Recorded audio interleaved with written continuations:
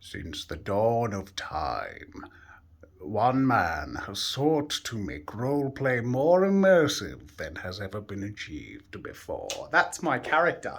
I call that character Jazza as he intros the world's most complicated and immersive roleplay setup. So, I have wanted to give a tour of this setup for a long time. I haven't done it because A, it's never felt finished. B, it's always felt really complicated to sort of go through and explain in a way that will make sense to people. So here's what I'm going to do. I'm not going to try and make sense of it for you because it's very complicated. But there are going to be some geeks who want to see how it works, may not understand all of it, and there are going to be techie people who may understand all of it and find it interesting. So I'm just going to go through it all with you. But the other reason I'm doing this is because I, as some of you who have been watching the vlog channel know, have been unapologetically putting a bit of extra time in this for my birthday, which I justified by making a main channel video. And I've explained that in recent vlogs, why I have to justify it. But the long story short is I've finally done a lot of upgrades I'm really, really happy with. It's finally come together in a way I really want to show off, and that's what we're going to do in this video.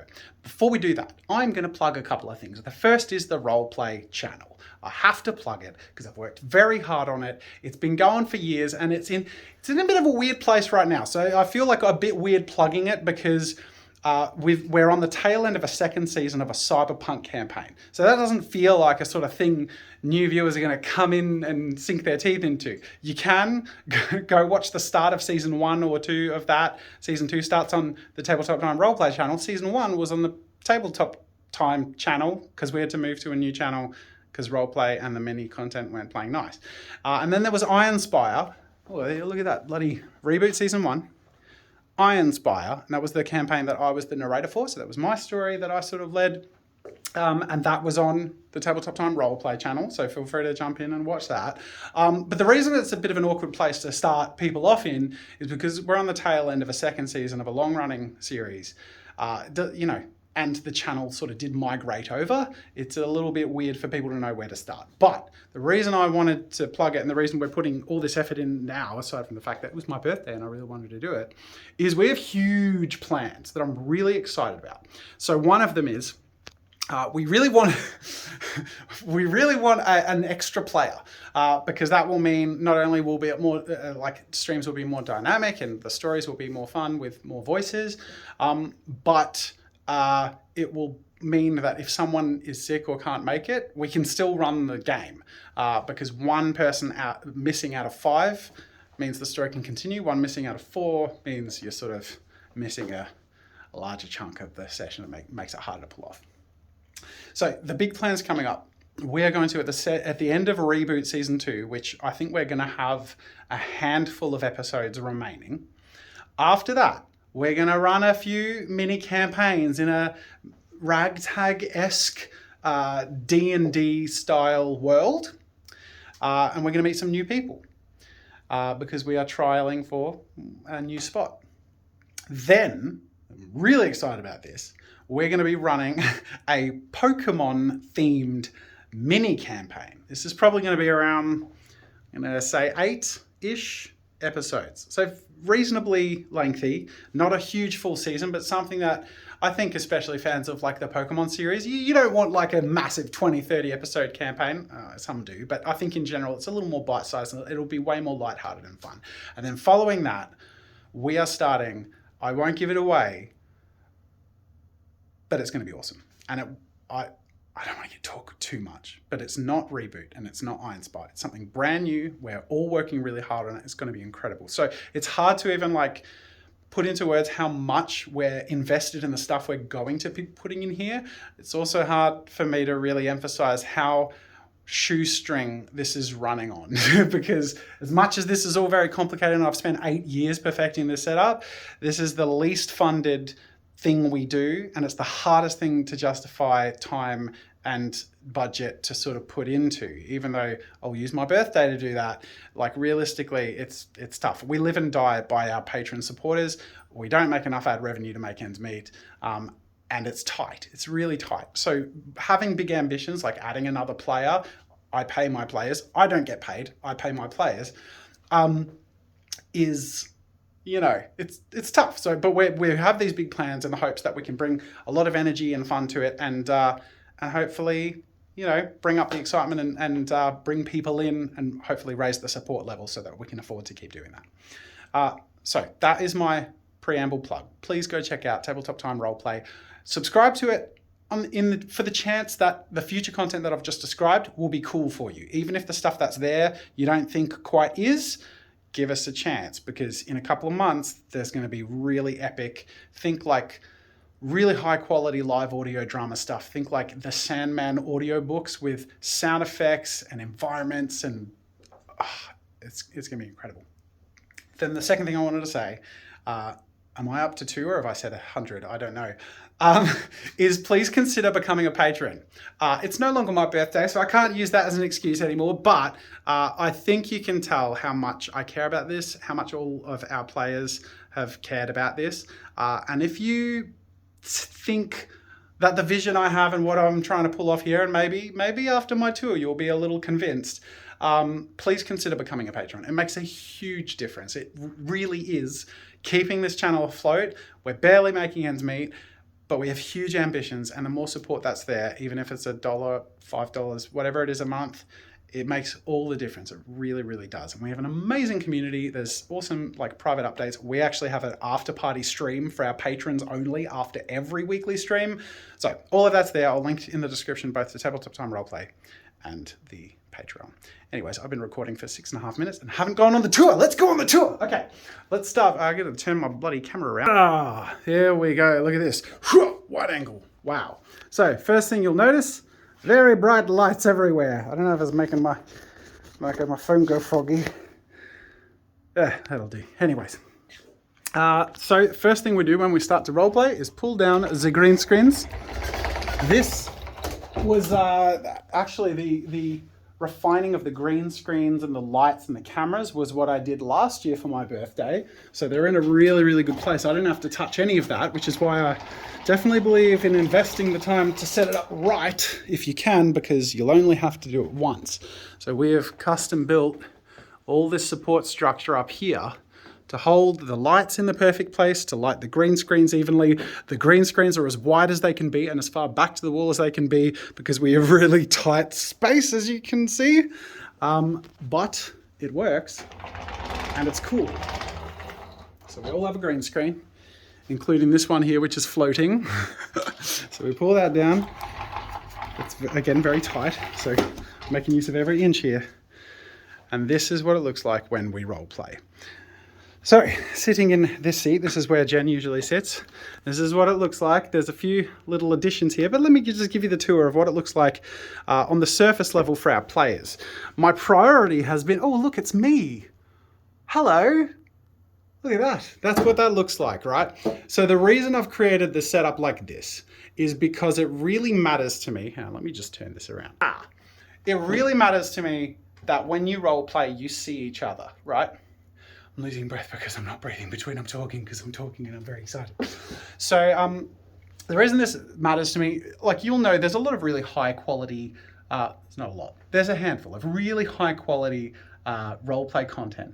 It tends to be filmed in a very similar way. They tend to be sort of laid out in a way that makes sense for cameras, and for a high scale production, they tend to have sets and these very fancy sets built. I've done it different for 2 reasons. One, the reason I've done all the green screen and stuff like this is because I think once you build a set, as high production value as that looks, it also limits the theme. Like you can't build a new, I mean, if you have the budget, but building a new set for every story sort of limits how much you can change or do different stories. So we can do Pokemon and then D&D and do something else different and put all the production quality into art and environments and characters that we can immerse ourselves into virtually, which I think is really, really cool and unique. No one's done that. No one that I know of has done that in a way that works really well, especially in a way that all the players are in the room together, which is the second thing. And it really matters to me that we can see each other and play in a way that feels like we're playing a role-playing game, which is what we love. Like that's why we do this, is because we grew up playing D&D style games where we're telling stories and you get lost in it and you're excited and emotions rise and fall and all this stuff. So being around, facing each other. But I'm a content guy, which is why I wanted to set this up in a way that works really well, both for the game and the role-playing and all that storytelling we do, but then also for the viewers. I want it to be the most immersive, the most enthralling experience for players to feel like we're meeting their eyes, where they're in the middle of this story with us. So the way I've oriented this is so that the eye line of the players is just below these cameras. There's 1, 2, 3, 4 cameras. Each of them is facing directly to us, as this one is facing to me. Hello. So that means that as we make eye contact or look to each other, we're actually facing the viewer, we're facing the audience, which I think is really cool. Then we have this screen up here so we can see the environment we look like, that we're in. So here's this little terrain sample thing that I can show off. Yay. By the way, this is all the spoiler for the main channel video I've been working on. Like, I'm literally giving all of it away that I worked on, then I'm just releasing this because I'm excited. So anyway, so we got the scene there. That we can sort of have our minis and all that stuff.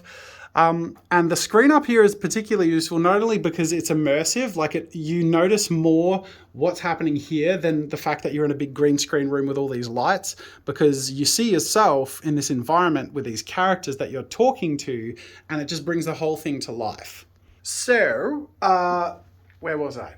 Yeah, eye contact with players. You can see everything you're immersed into, all the green screen and all that stuff.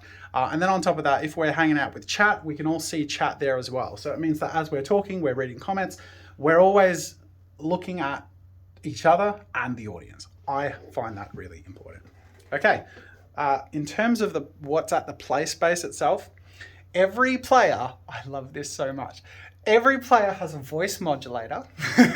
So if we want to add echo because we're in a cave, if we want to have a really deep voice for a big giant, we can literally press a button and activate that. So in the Iron Spy campaign, Rob played a character called Brick, where he had a very brutishly deep voice because he played this giant coldish warrior, and it works so well. He just presses a button every time he talked in character. And he was this character that he wouldn't have been naturally able to voice normally, which is really cool. The narrator's voice modulator is different. Dave has a Go XLR. So these basically, you can set up a character voice and you can just turn it on and off, but you can't very easily switch between voices. You sort of have to make it and then switch it on and off. The Go XLR enables us to do the voice modulator stuff. It has more settings and it has memory banks. So that enables Dave to have multiple NPCs, especially for the narrator or the DM. Enables you to sort of create a variety of characters that you can easily switch into, which is more important for the Dungeon Master. So it means that for our storytelling, the audio element is really cool. The player can get really immersive, and then the Dungeon Master has an infinite palette of range and voices to sort of bring in, which I think is really cool. All right, so we have a mic. It's a podcasting mic, which is plugged into, I'm going to get very technical. I do not apologize. I hope this is interesting. It goes into a clean gain enhancer. This is called a Dynamite, SE Dynamite stick. Similar to a cloud lifter, basically adds clean gain to all these mics, enhances the more podcast quality of the mics. Then it goes from that, it's wired under the table, goes into the voice modulator, and then the voice modulator goes out into the mixer over there, which I control, which I'll show you in a second. So everyone has the mic boosted for quality with a voice modulator. I've also added, this is a new feature, a phone holder and a cable so that we can have chat down here or just charge our phone while we're role playing. Because when we're in the role play screen, you don't have chat up here. And sometimes they point out things that are missing or something funny that's worth noting. So I think that's just an added feature. Oh, speaking of added features, cup holders. I'm so happy. And headphone holders. Look at this. Yay. This is all just such a huge relief. I can't even explain. We just had all this crap on the table. Look how clean that is. Everything goes, all the cables are gone, and we can just roll dice and make scenes and all this stuff. Okay. So it goes from all of everyone's mics goes through the voice modulator, including mine while I sit here, and then it goes into the mixing desk. So this is the mixing desk. This is where I sit primarily. I think we've found a general happy place. While other people might narrate from time to time, and other people might do the mixing stuff from time to time, I think a general happy place. Dave is a brilliant narrator, really great at voices and characters, really deep story, but also just he's been a dungeon master for many, many years, got so much experience running a local hobby shop and just playing all his life. It's awesome. He's an awesome DM, and I love playing in his games. But also, I am a production nut. So while I have a little bit too short of an attention span to just be my character and wait while other people have their turn, rather than intruding all the time, I busy myself with the production. So this is my view. I'm going to go through the camera stuff later. That, as you can see, that's going to take some time to explain. So let's stick with the surface level stuff. So while we're wrapping up audio, I'm the DJ, right? So this is my music panel, and I have preloaded pages of different music loops that we sort of pre-plan. So I sort of get instinctively very used to switching audio. It really matters to me that the vibe of the scene we're in, especially if there's something like an emotional moment or something really dramatic or whatever, I love enhancing those moments. When action kicks in, just being ready to be like, and it just goes. Oh, I love it so much. Cool. And I also control everyone's levels, so I just try and keep everything really high quality and clean and easy to hear, balancing the audio. This is a new thing. I'm very excited about this. So anyone who's been watching Roleplay knows that I've tried to get sound effects to be a thing, but it hasn't really been a thing yet. It's been too hard to make work. I finally got a setup I think is going to be future-proofed. So we have two stream decks. This is the camera switching stream deck. So as I press these thingies, it'll swap between these different screens up here, which is really cool, right? So we can easily move between chat, waiting, blah, blah, blah. I'll go through the character portraits and that stuff later, but that is a switchy thing. The reason it's on a clay sculpting turntable is because Dave and I share this. If he introduces a new character, he turns it around, he gets to select it and do all that. If I need to turn it back, if he's busy narrating, so we can sort of just push that back and forth. We share that element of production.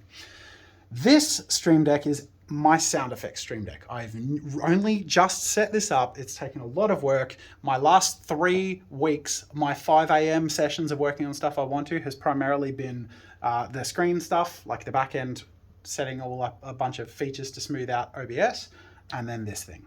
So there's going to be, I'll make labels and like pictures to make it pretty, but the point is I'm going to have many pages of sound effects so that rather than always having music playing and then not often having sound effects playing, I think ambience is going to add a lot. And being able to just put in like room hum or like the sound of traffic in the distance, the sound of a helicopter, approaching as that scene happens, I think will make it so immersive.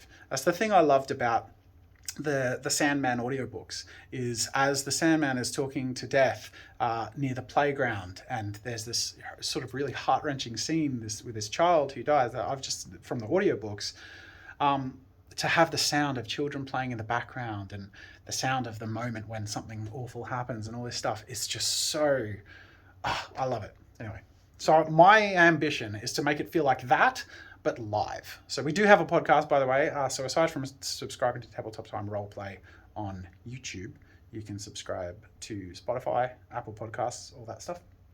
Go check it out. I'll link to that in the description if I remember.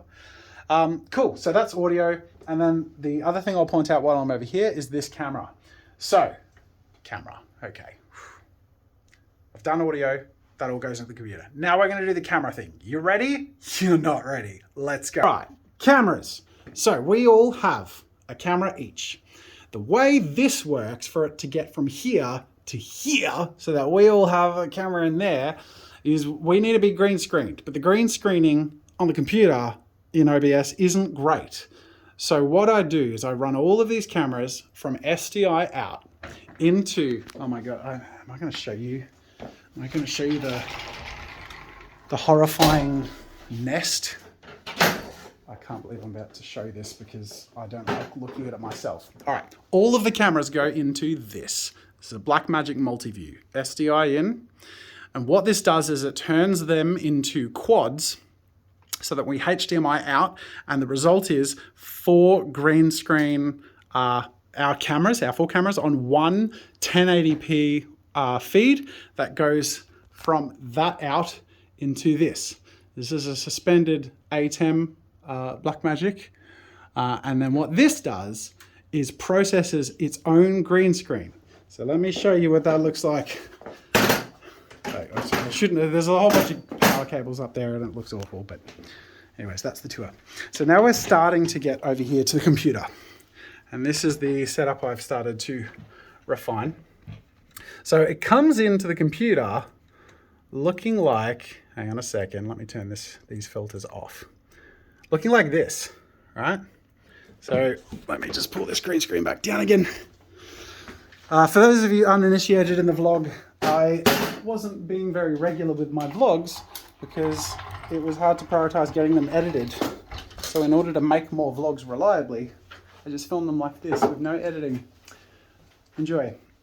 Okay, that's how it comes in, right? So the green screening that happens up there on that little ATEM does the green screen and then puts an artificial bright green background behind us, so that what comes into OBS is this, a really easy to green screen image, right? So then I just turn on the OBS chroma and it's a really clean chroma. Yay, right? Then a little bit of color correction, so for skin tones and little things like that, I can just sort of tweak that, but that's all in there and that's all chromed out. From there, these are all my scene setups.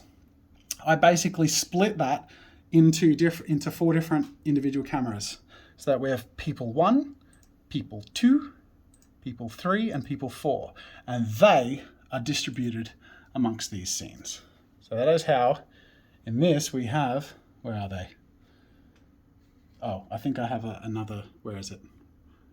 Chat row, there it is. So they're the people, all laid out, and then that is put on top of our chat screen. So there you go. That is how I set all that up, and it's the same thing. I use those subdivided chromed people and lay them out into, where am I? Roleplay plates. Yay. Cool. All right. So I'm trying to do this without cuts and keep a train of thought as clean as possible. It's hard, I'm going to be honest. All right. So we've done a very surface level cameras. SDI to quads, HDMI to the ATEM, gets chroma to the ATEM, green, clean, flat back put behind, brought into OBS, chromed in OBS. That's how we get us into any environment, right? And as a result, it enables us to put all these backgrounds and characters in. I think that's the next thing I want to show is how we make the worlds come to life. So this is the next thing I'm really, really excited about. We have had so far backgrounds and characters mostly sporadically put in all the episodes. But it's been, from a technical standpoint, a bit patchy. And then more recently, kind of non-functional entirely. I have built everything from the ground up. It was previously running through Slobs or Streamlabs OBS, which sucks. It's fine if you're getting started. We have a very complex setup and it's getting more complex with time. I started from scratch in OBS Studio, went with all the essentials and built it like a rock. So I'm really happy with it. And the thing I'm happiest with are the plugins and everything I've installed to enable this to be really, really smooth. So let me bring this across and show you how it works. So we have this plates screen. So the idea is this is its own scene and I can select different plates to sort of switch between in there. And it just happens. It's very easy. It just happens instantly. I'm very happy with that. Then we get to the immersive character or like, this is like the world thing. So the world is going to come to life when I press that, right? So I can change the character that shows by clicking here. It shows an array of all my characters and I can build more of them. And they instantly crossfade. Anyone who's been watching roleplay knows that it's been a lot slower and unreliable. This is just perfect. It just works. I'm so happy. It took a lot of work to make it work really well, and now it works really well, and it's going to just be so much more immersive. And the great thing about the way I've set this up is, touch wood, it will enable me to add 2 characters. So if there are 2 NPCs or a character, one of our characters and an NPC talking to each other, we don't have to pick one of them. We can have them visually side by side so that the viewer of the video content can imagine the conversation between these 2 characters that have gorgeous art. Like, that's the other thing, right? Like, what a treat that we have this level of quality in our production. So let me just be super, super clear. Our character art is produced by Alicia. She does an incredible job, and we're just, I don't know, it couldn't be more awesome. It's so, so cool, and we're very lucky. The background art is Mid-Journey, and that's because previously, like, no one's losing out here. We were just using Google Images, blurring them and cropping them, right? So we don't have the time or budget to sort of do full environments. But now, because we can use AI art to just throw up environments, it just makes things so much more immersive and quick to also be able to change the background. So it changes the background not only behind the characters, but we share the same background. So it puts us, I blur it out there and I sort of make this one really clear. But the idea is, okay, we're in the slums, or we can go into the city at nighttime, and it just transports the entire scene, the whole visual, and it just means on the reg, we can constantly change the feel of the story visually and tie this with the audio, right? Tie this with like ambient city sound, with like distant street sound and a bit of music, and you hear a honk and there's a gunshot or whatever it is. Like the whole thing comes to life with the ability to just change between these characters. Anyone who's been watching the streams knows how much of a step up this is. Anyone who hasn't been watching the streams and you're seeing this for the first time, I hope you can agree this is really unique. Like this has never been done before to this degree of quality. I'm so proud of it. And the thing I'm happiest about is this is an incredible baseline, but all the work that I've done has been done in a way that it's just gonna get better. And I'm very excited about that. So, like, just imagine this, like with the Pokemon world, or with like, anyway. Okay, I'm getting carried away, but you get the idea. That is our scene changer. That is like the bring the story to life thing.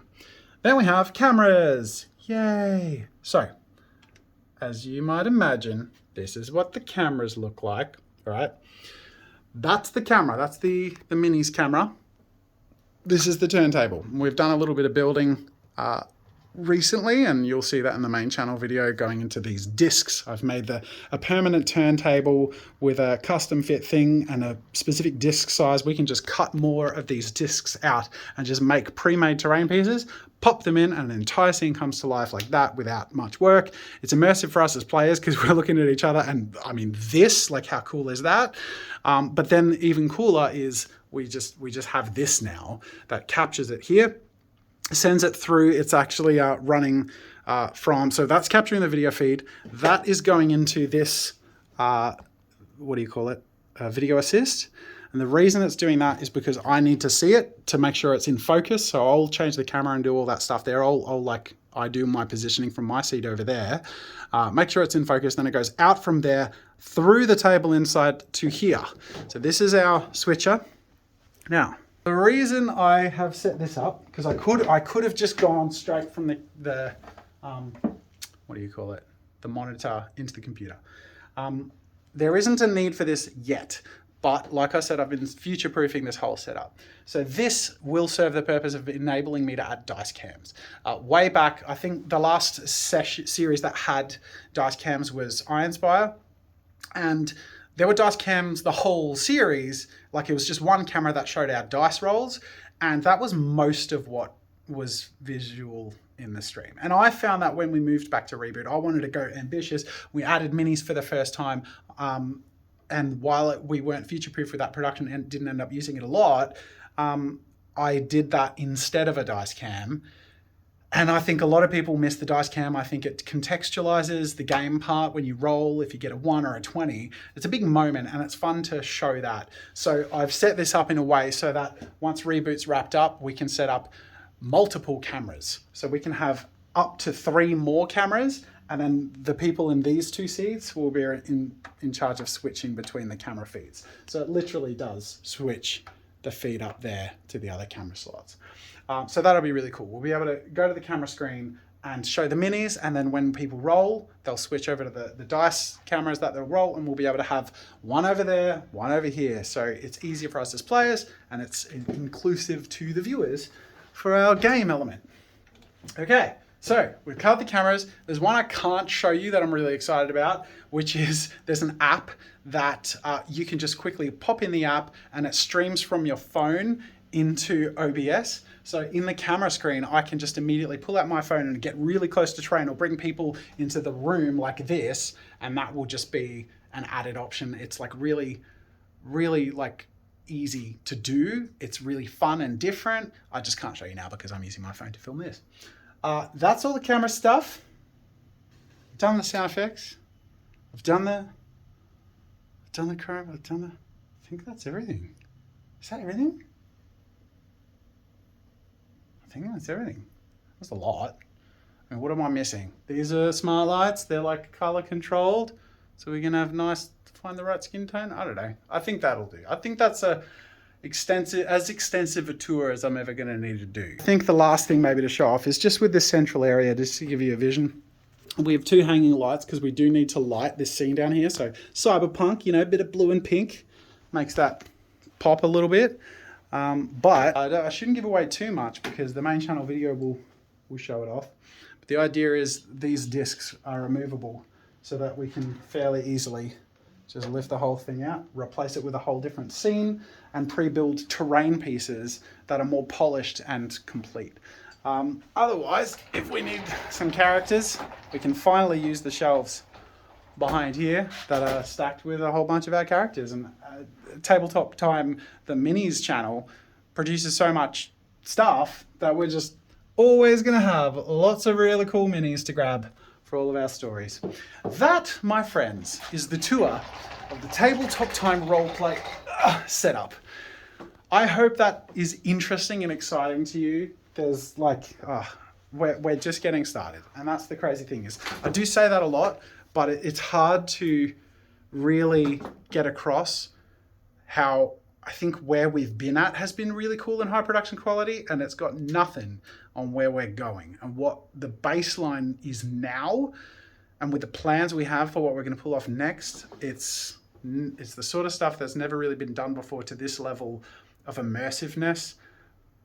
But more importantly, we have the best community and we have the most fun, and we are players who love playing. We love making the content and bringing other people into it. And we love storytelling. And more than anything, like, we just get lost in these moments. Like, every one of us has cried at this table by being so deeply in character. And just, I'm so proud and glad to have a roleplay group that treasures that as much as I do, because there's stories that last forever. That's what we do. And I have memories of role playing as a teenager with stories that feel as vivid and real and fun to me as any movie I've ever seen or thing I've ever done in real life. They become treasured memories. And we get to do this in a way that we enjoy, that feels even more immersive and exciting because we can hear the music, we can hear the sound of the gun in the distance and all this cool stuff. It brings it to life for us as players. And it brings it to life for the audience in a way that I don't think has been done before. And like I said, we're just getting started. So I'm hoping that sold you on the vision a little bit. And if you think that sounds cool and you at least want to back where we could go with this, or maybe even just want to say happy birthday for a week ago, I would be so grateful if you would be willing to support us on Patreon. I'll link to that in the description. Of all the things we do here at Jazza Studios, the roleplay is the most passion-driven, the most underfunded, and one of the most deeply cherished. And it would mean the world to me if you would consider doing that, because we have really, really, really, really, really, really big plans that we don't have the budget for. All right, that'll do for this video. It's a very big spoilery one for the main channel one coming out this Friday. But hey, you subscribe to the vlog channel, you get extra treats and behind the scenes now and then too. So thanks for watching. Bye.